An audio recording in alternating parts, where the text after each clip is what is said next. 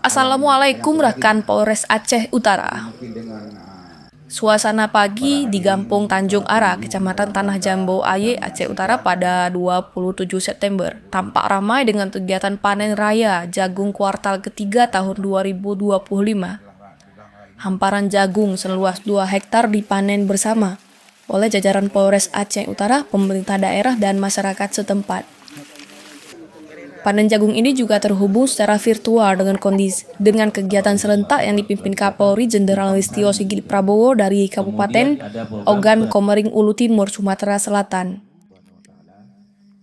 Dari lahan yang dipanen diperkirakan menghasilkan sekitar 12 ton jagung.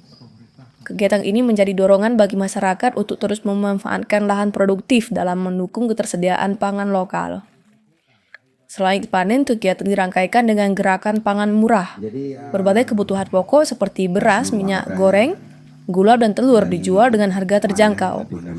Antusiasme warga terlihat tinggi saat membeli kebutuhan sehari-hari dengan harga lebih ringan. Dari panen raya hingga pasar murah, kegiatan ini menjadi gambaran upaya bersama menjaga ketahanan pangan dan kesejahteraan masyarakat di Aceh Utara.